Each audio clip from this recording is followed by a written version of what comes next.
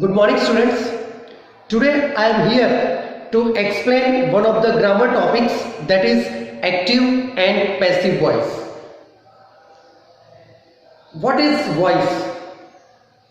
Voice refers to the form of a verb showing whether the subject of a sentence performs the action or is affected by it.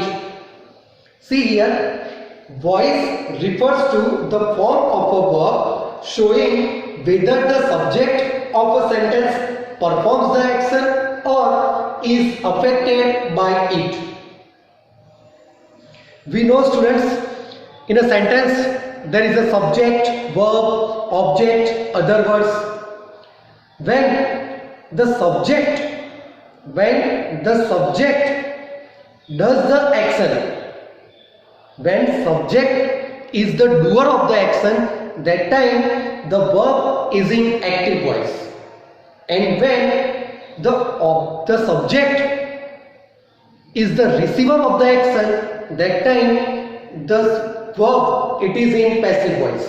Because active and passive voice, that voice refers to the form of a verb. When the subject of a sentence performs the action, that time it is active voice. And when subject of the verb is affected by the action, then it is passive voice. See here, the verb is in the active voice when the subject is the doer of the action. When subject is the doer of the action, that time the verb is in active voice. And when the verb is in passive voice when the subject is the receiver of the action. Let's understand it better with example. The lion killed the deer. See the sentence. The lion killed the deer. Here, the action of killing, it is done by whom? The lion. So the lion here, it is a subject, because the lion, it is the doer of the action. The lion killed the deer. So the lion, it is a subject, and subject performs the action of killing the deer. So the first sentence, the lion killed the deer, it is in active voice. Now see the second sentence. In second sentence, see, the deer was killed by the lion. Now here, students, the deer, it has become now subject, as it is at the beginning of the sentence. The deer was killed by the lion. Here, was killed, that verb, the action of killing, it is not done by the deer.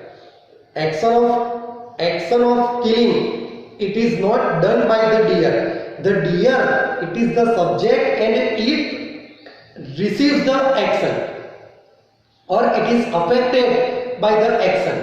That is why the second sentence, it is in passive voice.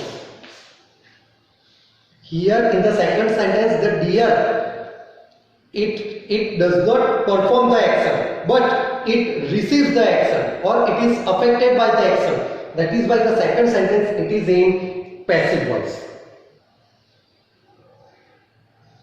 Another way to understand active and passive voice, the lion killed the deer. In this sentence, the lion, it is a subject, killed, it is a verb, and the deer, if you remember, it is an object here. Already I taught you direct object and indirect object. So here the deer, it is an object. So the lion killed the deer. Here the action, the subject, it is the doer of the action. So here the sentence, it is in active voice. Now the deer, it is an object, it becomes the subject and the sentence is written, the deer was killed by the lion. Here the deer, it is an object, and in the second sentence it performs as the subject at the beginning of the sentence, but it does not perform the action. So in the second sentence, the deer was killed by the lion. Here the deer, it is an object. Here it functions as subject. It does not perform the action, but it receives the action. So the sentence, it is in passive voice. So here students understand active and passive voice. When the subject performs the action, it means when the subject is the doer of the action, it is active voice. And when the subject receives the action, it means when the sentence begins with object and it receives the action, then it is passive voice. I hope it is understood to you. Thank you, students.